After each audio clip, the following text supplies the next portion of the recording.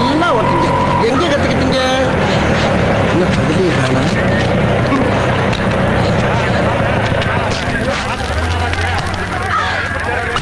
ஆத்தி பார்த்தாலே பயமா இருக்கு. இன்னைக்கு என்னென்ன கச்சேரியோ? எனக்கு கிருஷ்ணா எங்க? அதுங்க காலேஜில் ஏதோ பரிசு தர்றாங்களா, அதை வாங்குறதுக்காக போயிருக்காரு. எனத்தை வீட்டு முடிச்சா எனக்கு பரிசு கொடுக்குறாங்க. எங்க இருந்தா வந்து சேர்றீங்க? நீ உங்க காலம் பால் கொண்டு எடுத்துட்டு கோயில் கோயிலா சுத்துறீங்க. அவனால கடையை விட்டு காலேஜுக்கு போறான். இப்படி ஆளாளுக்கு போனா கடை எப்படா நடக்கும்? எப்படா திம்பிங்க? அது எடு, அது எடு. இது கேட்கிறாரு. அந்த ஊத பையில ஏன் கணக்கு இது இன்னைக்கு ஆடிட்டர் வீட்டுக்கு போகணும்ல? இதை விட்டு எப்படி அவன் போனான் காலேஜுக்கு?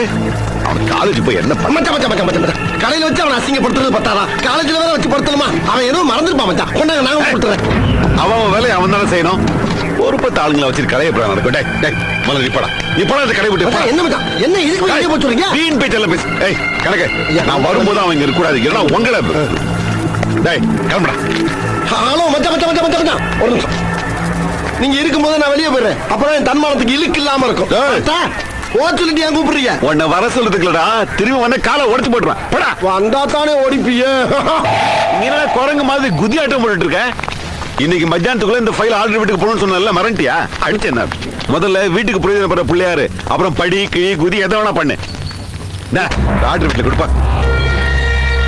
என்ன பாரு மளிகை கடை சேட்டையா? எவன்டா அவன்? எவன்டா அவன்? பண்ண முடியல.